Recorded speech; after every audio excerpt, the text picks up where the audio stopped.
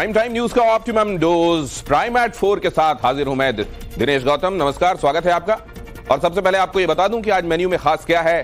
Prime eight 4 में आज आपको दिखाएंगे यहां दिल्ली की तरफ कूच पर निकले किसानों ने क्या किया है, क्या बवाल काटा है, सब कुछ पूरा ब्यौरा आपके सामने रखूंगा। और यूपी में बन गई बात, फिर देखेंगे राहुल और अखिलेश फिर देखेंगे क्या एक साथ। लेकिन ईडी गठबंधन, ये असल में ईडी जिसको आप कह रहे हैं ये इंडी गठबंधन है। इंडी गठबंधन पर क्या फंसा हुआ है पेच, ये भी आपके सामने हम रखेंगे। और बिहार विधानसभा में ऑफिसर के पाठक पर विपक्ष का वार कैसे भिड़ गए नीतीश कुमार, ये भी आपके सामने होगा। और अब की बार 400 पार कैसे लगाएंगे, यूपी में मुस्लिम मोदी और योगी की नैया कैसे पार होगी, ये भी आपको पूरे सियासी गणित के साथ समझाएंगे प्राइम एट 4 में। आज ये सब आपके सामने होगा। लेकिन लेते हैं, शंभू बॉर्डर पर अभी भी तनाव है।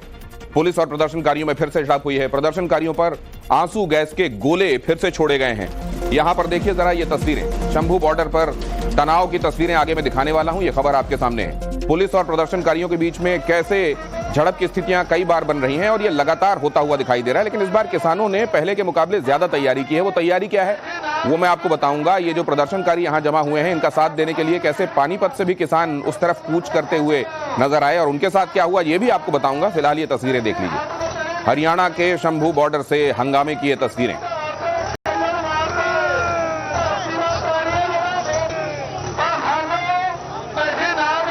हरियाणा के शंभू बॉर्डर पर फिर से हंगामा हुआ है। किसान नेता बैरिकेडिंग की तरफ बढ़ रहे हैं।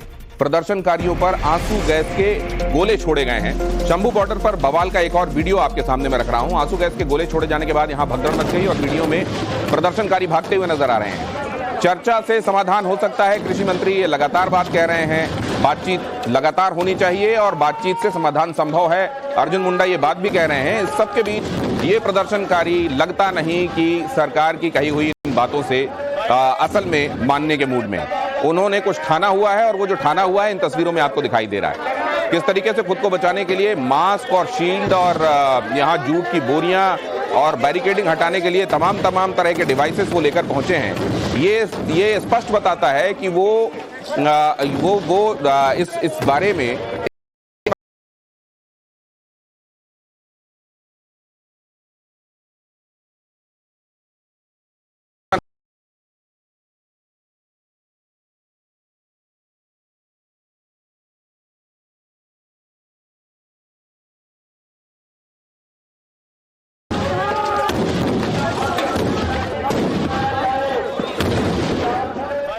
यहां पर शंभू बॉर्डर पर किस तरीके से किसानों को हिरासत में लिया गया और किस यहां नियत से लोग पहुंचे, किसान पहुंचे, देखिए जरा। पानीपत से आए थे सभी किसान और उनको शंभू बॉर्डर जाने से रोका गया। अब आप सोच रहे होंगे कि क्या हरियाणा की तरफ से भी कूच हो रहा है शंभू बॉर्डर की तरफ से? जी बिल्कुल हो रहा है। शंभू बॉर्डर पंजाब और हरियाणा के बीच का असल में ये बॉर्डर है। लेकिन इस तरफ इधर हरियाणा की तरफ से भी उनका साथ देने के लिए कुछ प्रदर्शनकारी चल निकले थे और उनको बीच में रोका गया है। पानीपत से निकले ये सभी किसान बॉर्डर पर जब जा रहे थे उनको बीच में रोका गया। किसानों और पुलिस के बीच में तनातनी हुई। सभी को हिरासत में लेकर वापस भेज दिया पुलिस ने। धारा 144 का हवाला देकर इनको हिरासत में लिया गया। हमारे हाथ में होगी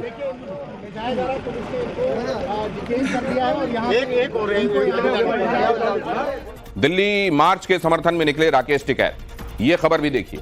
उद्योगपतियों की सरकार है और तभी तो नहीं बन पा रही बात, कहा उन्होंने। रणनीति के लिए संयुक्त किसान मोर्चा की मीटिंग भी हो रही है। बॉर्डर पर पहुंचेंगे तब बैरिकेडिंग को भी देख लेंगे, राकेश टिकैत ने कहा। राकेश टिकैत अब पूरे तौर से प्रदर्शनकारियों के साथ हैं। उन्होंने कहा है कि केंद्र में क्योंकि उद्योगपतियों की सरकार है इसलिए उनके साथ हमारी बातचीत बन नहीं पा रही है और अब बॉर्डर पर जब पहुंच जाएंगे उसके बाद हम बैरिकेडिंग को भी देख लेंगे। जो किसान पंजाब हरियाणा बॉर्डर पर इस वक्त समर्थन कर रहे हैं, प्रोटेस्ट कर रहे हैं, उनका आप समर्थन कर रहे हैं? हाँ, समर्थन कर रहे हैं। सरकार कह रही है कि जो मांगे हैं उसमें सहमति नहीं बन पा रही है, उसके पीछे बन जाएगी। अभी क्या ज्यादा दिन हो गए, अगली सरकार आओगी वो बना लेगी सहमति। आप लोगों की आगे की रणनीति क्या होगी, क्योंकि लगातार आप लोगों की मीटिंग जो है ट्रैक्टर का रिहर्सल चल रहा है। ये कब दिल्ली की तरफ को चल रहा, इनका रिहर्सल चल रहा है अभी। तो दिल्ली की सीमाएं तो नजदीक है, दिल्ली की सीमा दूर नहीं। नहीं तो वहाँ तो पुलिस बैरिकेड लगा के तैयार है, कह रही है दिल्ली में किसी को घुसने नहीं। चल जब जाएंगे जब देखेंगे, जब पहुंचेंगे तो वो भी देख लिया जाएगा। आपको इनका बक्कल तारने वाला बयान भी याद होगा। और अब ये बयान, प्रदर्शन के बीच गन्ना किसानों के लिए अच्छी खबर है, गन्ने की कीमतें बढ़ाने पर विचार हो सकता है। कैबिनेट की बैठक में कीमतें बढ़ाने पर चर्चा संभव है। 315 से बढ़ाकर 340 रुपए प्रति क्विंटल के हिसाब से कीमतें की जा सकती हैं। ये गन्ना किसानों के लिए अच्छी खबर है। इस तमाम प्रदर्शन के बीच में किसानों के लिए ये अच्छी खबर। हालांकि किसानों की तरफ से, खासतौर से प्रदर्शनकारी किसानों की तरफ से क्या रिएक्शंस मिलते हैं वो हम आपको दिखाएंगे, लेकिन सरकार इसको बढ़ा सकती है और ये 340 रुपए प्रति क्विंटल हो सकता है 315 रुपए से। और शाम 7:30 बजे केंद्रीय कैबिनेट की बैठक हो रही है। और एक तरफ केंद्र सरकार लगातार किसान नेताओं को बातचीत से मामले का हल निकालने की अपील कर रही, तो दूसरी तरफ किसान नेता कूच पर आमादा है। दिल्ली कूच के लिए प्रदर्शनकारियों ने पूरी तैयारी की। चौथे दौर तक की बातचीत होने के बाद किसान संगठनों के माध्यम से जो प्रतिक्रिया आई, हम उसे संज्ञान में लेते हुए पुनः 5वें दौर की बैठक, और उस बैठक में ऐसे सभी मुद्दे जिन मुद्दे पर हम मिलकर समाधान निकाल सकते हैं, वार्ता के लिए हम तैयार हैं। हमें पीसफुली प्रोटेस्ट करने के लिए ये नाका खोल के दिल्ली जाने का इजाजत दे दीजिए। ये संविधानिक है क्या देश के किसान मजदूर का? इससे गतिरोध खत्म हो जाएगा और आगे भी हमारे जवान है, इधर किसान है, वो भी हमारे परिवारों से है, हम भी अपने हैं। इसलिए हम नहीं चाहेंगे कि हम ऐसा कुछ हो जो देश को आज दुखद तस्वीरें देखने में सामने आए। और दिल्ली कूच के लिए जैसा मैंने आपको बताया, इन प्रदर्शनकारियों ने पूरी तैयारी की हुई है। वो करोड़ों रुपए की मशीन से लेकर जूट की बोरियां तक अपने साथ लेकर जा रहे हैं। पोकलेन मशीन और मॉडिफाइड ट्रैक्टर से बैरिकेड को तोड़ने की तैयारी है। प्रदर्शनकारी जेसीबी मशीन्स भी लेकर आए हैं। आंसू गैस के गोलों का सामना करने के लिए शील्ड, मास्क और जूट की बोरी का भी इंतजाम किया गया है। साथ ही पुलिस के ड्रोन को गिराने के लिए पतंगों का इस्तेमाल किया जा रहा है।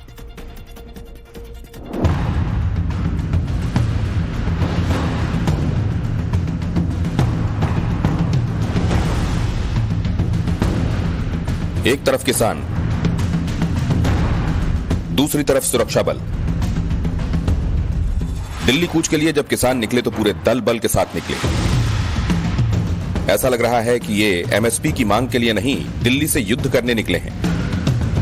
किसान Poclain machine, JCB, hydraulic crane और ट्रैक्टर पर सवार थे। किसान बड़ी संख्या में शंभू बॉर्डर पर इकट्ठा थे। सुबह 11 बजे के करीब शंभू बॉर्डर पर किसानों ने आगे बढ़ने की कोशिश की। हालांकि सुरक्षा का तगड़ा इंतजाम था। पुलिस ने पुख्ता तैयारियां की थीं। ड्रोन के जरिए आंसू गैस के गोले दागे जा रहे थे। मौके पर भगदड़ जैसे हालात बन गए, लेकिन किसान किसी भी कीमत पर मानने के लिए तैयार नहीं थे। दिल्ली कूच से रोकने के लिए पुलिस और किसानों के बीच जमकर टकराव हुआ। एक तरफ शंभू बॉर्डर पर पुलिस और किसान आमने सामने हैं, तो दूसरी तरफ दिल्ली पुलिस प्रदर्शनकारियों को राजधानी में घुसने से रोकने की तैयारी में जुटी है। सिंघू बॉर्डर पर किसानों को रोकने के लिए 8 लेयर की बैरिकेडिंग की गई है। बड़ी संख्या में अर्धसैनिक बल तैनात हैं। टीकरी बॉर्डर पर 7 लेयर की बैरिकेडिंग और गाजीपुर में 5 लेयर की बैरिकेडिंग के साथ भारी सुरक्षा बल तैनात है। एक तरफ किसान एमएसपी पर अड़े हैं, तो दूसरी तरफ सरकार ने कहा है कि वो किसानों से हर मुद्दे पर बातचीत के लिए तैयार है। लेकिन एमएसपी के नाम पर किसानों ने जिस तरह से बवाल मचाया हुआ है, क्या इससे हल निकल जाएगा? इससे सिर्फ और सिर्फ राष्ट्र की संपत्ति का नुकसान होगा। यह हर उस किसान को सोचना चाहिए जो लठ तंत्र के बल पर एमएसपी की कानूनी गारंटी लेने के लिए सड़क पर उतरा है। प्रदर्शनकारियों ने आज शंभू बॉर्डर पर जैसे ही बैरिकेड के करीब जाने की कोशिश की, पुलिस ने आंसू गैस के गोले दागे। प्रोटेस्टर्स भीड़ की निशानदेही कर पुलिस ड्रोन से आंसू गैस के गोले गिरा रही। शंभू बॉर्डर पर आज कैसे हालात बने, हमारे संवाददाता मनोज कुमार की एक ग्राउंड रिपोर्ट आपके सामने। 11 बजे का अल्टीमेटम था। देखिए फिर से टीयर गैस चल चला है। सीधी तस्वीरें हम दिखा रहे हैं।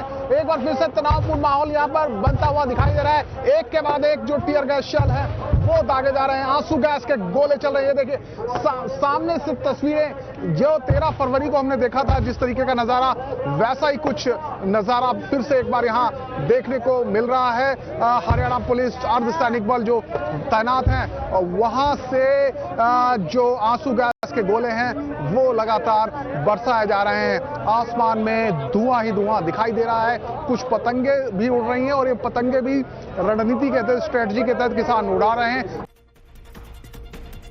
और ऐसा नहीं है कि सरकार अपनी तरफ से कोशिशें नहीं कर रही है, वो बातचीत की कोशिश कर रही है, लेकिन बातचीत पर क्या बीच का रास्ता निकालने के लिए ये किसान कहीं पर तैयार दिखाई देते हैं? ये देखिए, किसान दिल्ली आने पर अड़े हुए हैं। लाख कोशिशों के बावजूद बात नहीं बन पाई है। सरकार और किसानों के बीच अब तक 4 बार संवाद हुआ है। 8 फरवरी को हुई बातचीत मसलन बेनतीजा रही। 12 फरवरी को हुई बातचीत, कभी कोई नतीजा नहीं निकला। 15 फरवरी को फिर से दोनों साथ बैठे बातचीत के लिए, लेकिन बैठक से कोई नतीजा निकला हो ऐसा नहीं हुआ। और इसके बाद 18 फरवरी को भी सरकार और किसानों के बीच हुई बातचीत, लेकिन इसमें भी बात नहीं बनी। अब क्या बात इसलिए नहीं बन रही है क्योंकि किसान पहले से यह मानकर बैठे हैं कि केंद्र की सरकार के साथ उनकी बात बनेगी नहीं? क्योंकि अभी आपने देखा राकेश टिकैत ने इसको लेकर क्या कहा। उन्होंने कहा कि वो तो उद्योगपतियों की सरकार है, उनके साथ बात नहीं बनेगी। झज्जर में भी अलर्ट कर दिया गया है। प्रशासन शंभू बॉर्डर के हालात को देखते हुए यह फैसला कर रहा है। झज्जर बॉर्डर पर पुलिस की 10 कंपनियां तैनात की गई हैं। हर स्थिति से निपटने के लिए हम तैयार हैं, यह बात दोहराई गई है एडमिनिस्ट्रेशन की तरफ से। झज्जर एसपी ने कहा है कि किसी भी स्थिति, किसी भी इवेंचुअलिटी के लिए हमने तैयारियां कर रखी हैं। दिल्ली बॉर्डर पर झज्जर पुलिस पूरी सजगता और सतर्कता के साथ अपनी ड्यूटी कर रही है। हमने टोटल जो है 10 कंपनियां हैं अभी जो डिप्लॉयड हैं, जिसमें कि ट्रैफिक ड्यूटीज भी हैं और 2 पैरामिलिट्रीज हैं। 2 हमारी बिल्कुल ही ट्रेंड कंपनीज हैं और बाकी कंपनीज हैं। साथ ही सभी जो हमारे डीएसपीज हैं उनकी ड्यूटीज लगाई गई है और हम हर क्षण पे जो भी स्थिति बन रही है उसका अवलोकन कर रहे हैं, उसको देख रहे हैं और जैसे भी जो भी स्थिति आती है उसके लिए हम पूरी तरीके से तैयार हैं।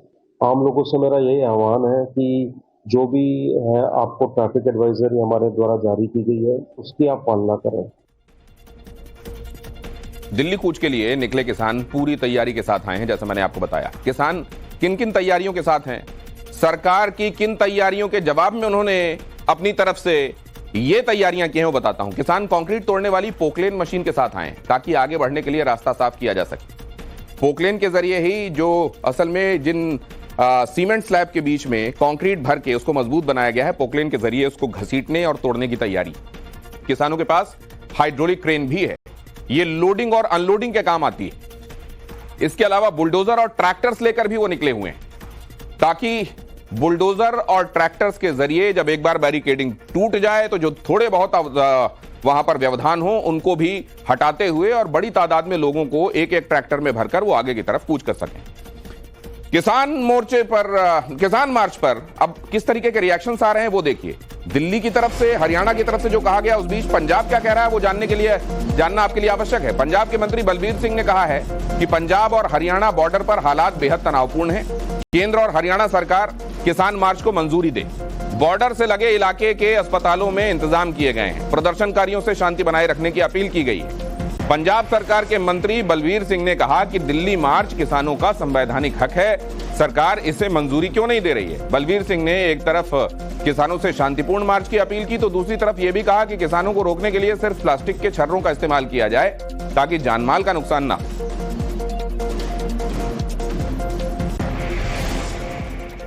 और इधर किसान आंदोलन पर अखिलेश यादव ने कुछ कहा है।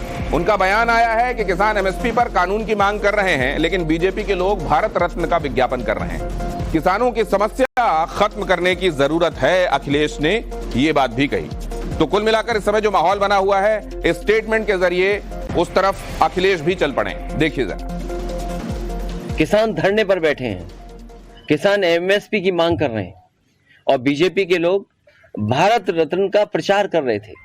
तो कम से कम अब बीजेपी के लोगों को किसानों की आय दोगुनी के लिए, और जब भारत रत्न दिया हो स्वामीनाथन जी को, चौधरी चरण सिंह जी को, तो किसानों की भी दुर्दशा को ठीक करने के लिए उन्हें फैसला लेना चाहिए। एमएसपी और आय दोगुनी कैसे होगी उसके बारे में बताना चाहिए।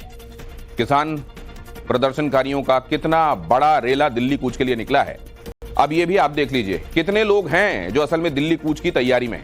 14,000 से ज्यादा किसान दिल्ली कूच के लिए निकले हैं। किसान 1,200 से ज्यादा ट्रैक्टर ट्रॉलियों के साथ सड़क पर निकले हुए हैं। इसके अलावा करीब 300 कारें और 1,500 से ज्यादा बाइकें भी दिल्ली के अंदर दाखिल होना चाहती हैं। तो ये आप देख लीजिए कि 14,000 के आसपास तादाद, अलग अलग तरह के वाहन जिसमें ट्रैक्टर भी शामिल है, कार भी शामिल है और इसमें शामिल हैं दोपहिया वाहन भी।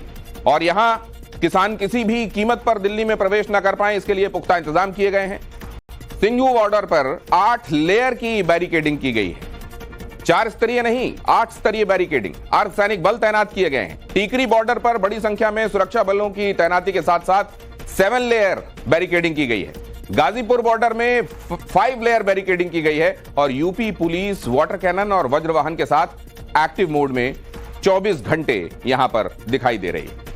प्रदर्शनकारी किसान अभी दिल्ली से करीब 200 किलोमीटर दूर हैं, लेकिन दिल्ली एनसीआर की आम जनता ट्रैफिक जाम से कराह रही है।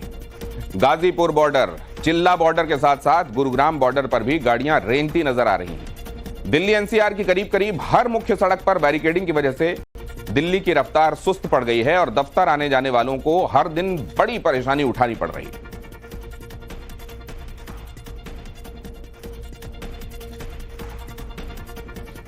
और आगे आपको दिखाएंगे यूपी में 2 लड़कों के साथ आने की पूरी इनसाइड स्टोरी क्या है। लेकिन उससे पहले देखिए वडोदरा में यूनिवर्सिटी हॉस्टल क्यों बना जंग का मैदान।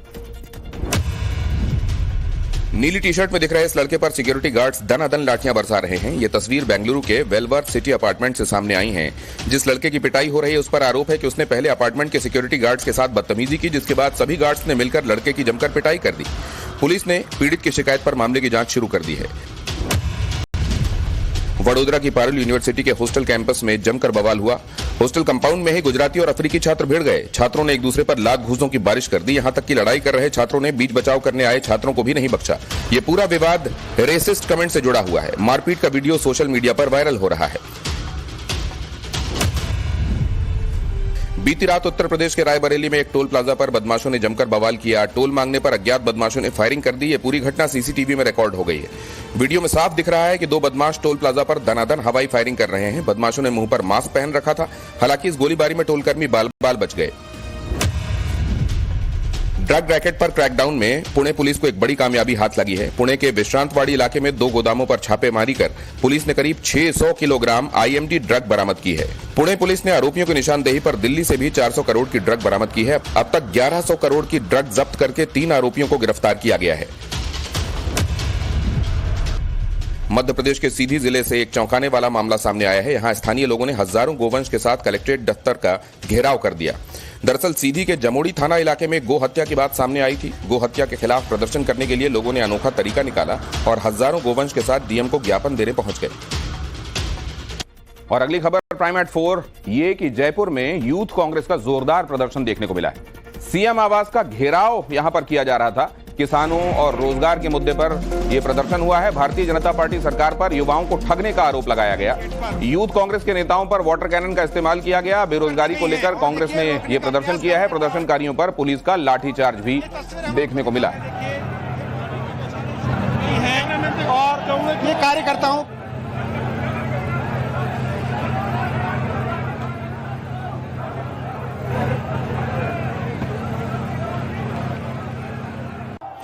आप देख सकते हैं कार्यकर्ताओं को पीछे शहीद स्मारक के पास, कमिश्नरेट के पास ये तस्वीरें हैं जिसमें यूथ कांग्रेस के कार्यकर्ता बैरिकेड लांघकर आगे जाने की कोशिश करते हुए जिनको पुलिस ने यहाँ रोक दिया है। पीवी श्रीनिवासन जो राष्ट्रीय अध्यक्ष हैं यूथ कांग्रेस के वो मौजूद हैं। अभिमन्यु पूनिया जो प्रदेश अध्यक्ष हैं वो मौजूद हैं। और देखिए पुलिस ये रोकने का प्रयास करती है लकड़ियां बजा करके और बैरिकेड पर चढ़ने से उनको रोकते हुए ये प्रयास करते नजर आती है। सैकड़ों की संख्या में ये कार्यकर्ता यहाँ पर पहुंचे हैं। तस्वीरें हम आपको दिखा रहे हैं और देखिए ये इनको रोकने का प्रयास किया जा रहा है। जयपुर के कमिश्नरेट के पास ये तस्वीरें हैं जहाँ बैरिकेड लगा करके कार्यकर्ताओं को रोक दिया गया। कार्यकर्ता पुलिस से उलझते हुए यहाँ पर नजर आ रहे हैं। तस्वीरें हम दिखा रहे हैं। देखिए ये ऊपर बैरिकेड पर चढ़ने की कोशिश और उसी के बीच पुलिस ने इनको रोकने का प्रयास किया है। एसपी और कांग्रेस में बहरहाल इधर उत्तर प्रदेश में समझौता हो गया। ये बड़ी खबर है। समाजवादी पार्टी और कांग्रेस में सीट शेयरिंग को लेकर बात बन गई। कल तक यह लग रहा था कि बात बनेगी नहीं बनेगी। बहरहाल गठबंधन को साथ में आगे बढ़ाने का मूड दिखाई दे रहा है फिलहाल समाजवादी पार्टी और कांग्रेस का, और इसलिए मिड वे निकाला गया। कांग्रेस और समाजवादी पार्टी में सीटों की लड़ाई जो कल तक बड़ी तल्ख दिखाई दे रही थी वो समाप्त हुई। अंत भला तो सब भला, क्या समझे? तो क्या माना जाए? आप समझदार हो? सर गठबंधन होगा? सीट शेयरिंग को लेकर के एक विवाद छिड़ा हुआ है। कोई विवाद नहीं है, आपके सामने सब चीजें साफ हो जाएंगी बहुत जल्दी। कांग्रेस और समाजवादी पार्टी के गठबंधन पर बीजेपी नेता केशव प्रसाद मौर्य ने इस बीच क्या कहा है वो भी आपको सुनना चाहिए।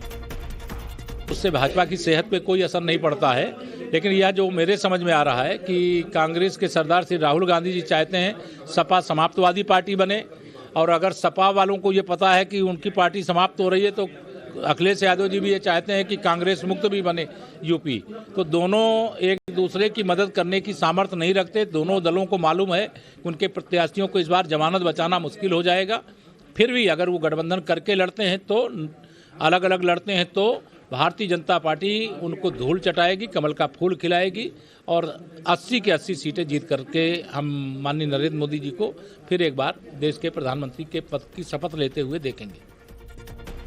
यूपी में तो अखिलेश और कांग्रेस के बीच में बात बन गई, लेकिन दिल्ली में क्या हो रहा है?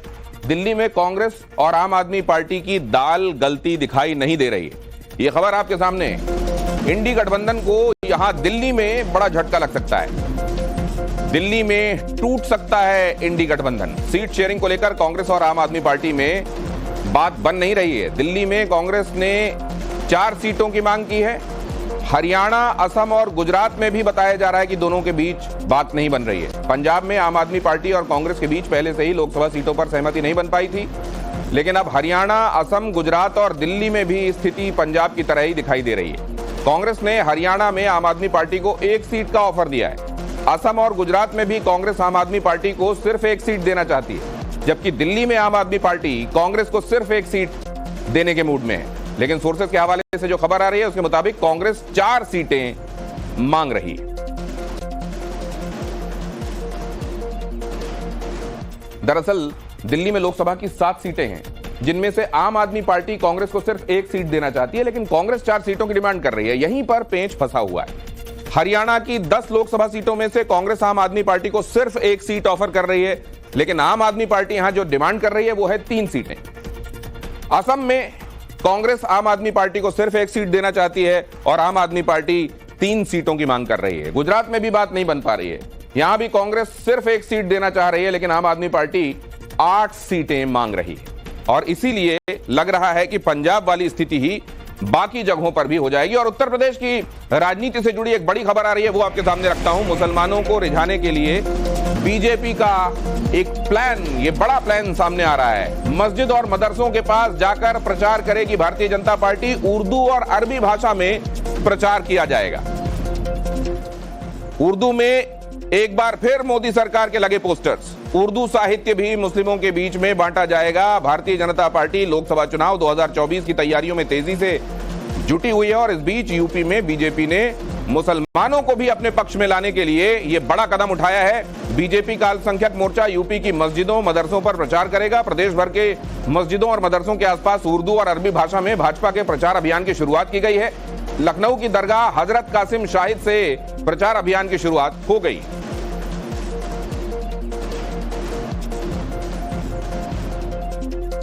मोदी के मिशन 400 प्लस को यूपी के मुसलमान कैसे पूरा कर सकते हैं वो भी आपको समझना चाहिए। क्यों भारतीय जनता पार्टी ये कोशिश कर रही है वो भी आपको समझना चाहिए। दरअसल यूपी की 80 सीटों में से भारतीय जनता पार्टी का खास फोकस 23 सीटों पर है। 23 सीटों पर 25% से ज्यादा मुस्लिम मतदाता हैं। 36 सीटों पर 20% से ज्यादा मुस्लिम मतदाता हैं और पश्चिमी यूपी में 30% से ज्यादा मुस्लिम वोटर्स हैं। 6 लोकसभा सीटों पर मुस्लिम आबादी 40 से 50% है और इसीलिए यह एक ऐसा वोट बैंक है जो बहुत महत्वपूर्ण है। 12 लोकसभा सीटों पर मुस्लिम आबादी 30 से 40% है और 18 लोकसभा सीटों पर मुस्लिम आबादी 20 से 30% है। अब अगर इसको आप सामने रखते हैं तो आपको ये आ जाएगा कि भारतीय जनता पार्टी ये कोशिश कर रही है, वो क्यों कर रही है, और निश्चित रूप से अगर उनकी भाषा में, उर्दू में और अरबी में उनको अप्रोच किया जा रहा है और अगर तमाम जो स्कीम्स हैं गवर्नमेंट की वो बगैर किसी भेदभाव के हर एक सिटीजन तक ट्रांसफर हो रही हैं, उनका लाभ मिल रहा है और इस तरह का संवाद हो रहा है, तो निश्चित रूप से भारतीय जनता पार्टी को इसका फायदा भी मिल सकता है। बिहार विधानसभा में क्या हुआ वो भी देख लीजिए। विपक्ष पर नीतीश कुमार क्यों बरसे, देख लीजिए। विपक्ष असल में नीतीश कुमार मुर्दाबाद के नारे लगा रहा था और इससे सीएम नीतीश कुमार नाराज हो गए। विपक्ष ने के पाठक को हटाने की मांग की। से हम जानना चाहेंगे तो नीतीश कुमार ने कहा कि ईमानदार अधिकारी को हटाया नहीं जा सकता, आप लोग गड़बड़ कर रहे हैं और चाहते हैं कि हम अधिकारी को हटा दें। बिहार में अपने खिलाफ विपक्षी मुर्दाबाद वाली नारेबाजी से मुख्यमंत्री नीतीश कुमार इतने नाराज हुए कि सदन में विपक्ष के विधायकों को जमकर सुनाया। अभी हम सबको सुधार कर दिया, एक एक काम कर दिया और अब आप लोग बोल रहे हैं और कल ही हमने कह दिया लागू हो गया और कहिएगा अधिकारी को हटाइए। यह आपका अधिकार है, सरकारी अधिकारी को किसी चीज से हटाने का और उसका मांग करना आपका गलत है, यह बिल्कुल गलत है।